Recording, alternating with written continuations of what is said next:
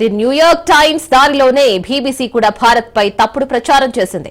Kashmir ఉగ్రదాడిని militant దాడిగా ప్రసారం చేసింది. ఉగ్రదాడి తర్వాత పాకిస్తాన్ వీసాలను భారత్ రద్దు చేసింది అనే శీర్షికతో బీబీసీ కథనం ప్రచురించింది. మరి అందులో పహల్గాం దాడిని మిలిటెంట్ దాడిగా చెప్పుకువచ్చింది. మరి ఈ కథనంపై కేంద్ర ప్రభుత్వం తీవ్ర అభ్యంతరం కూడా వ్యక్తం చేసింది. పహల్గాం ఉగ్రదాడిపై ఇలాంటి పక్షపాత ధోరణి ఏంటి అని ఇండియా బీబీసీ అధిపతి జాకీ మార్టిన్ కు కేంద్రం నోటీసులు ఇచ్చింది. వాస్తవాలేంటో పరిశీలించాలని కేంద్రం స్పష్టం చేసింది. పహల్గాం దాడిపై బీబీసీ ఉద్దేశాలేంటో విదేశాంగ శాఖ పరిశీలిస్తోంది.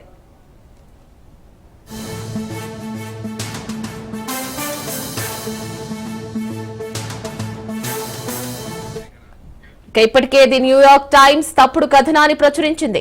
ఉగ్రదాడిని మిలిటెంట్ దాడిగా ప్రచారానికి పరిచయం చేసింది ప్రపంచానికి. మరి ఏప్రిల్ 22న పహల్గాంలో పట్టపగలు ఉగ్రమూకలు విచక్షణారహితంగా కాల్పులకు తెగబడి 26 మందిని హతమార్చారు. కళ్ల ముందు ఇంత స్పష్టంగా ఘోరం కనిపించింది. మరి ప్రపంచ దేశాలన్నీ తీవ్రంగా ఉగ్రదాడిని ఖండిస్తుంటే న్యూయార్క్ టైమ్స్ మాత్రం తప్పుగా కథనాన్ని ప్రచురించింది. ఈ కథనాన్ని అమెరికా విదేశాంగ శాఖ తీవ్రంగా ఖండించింది.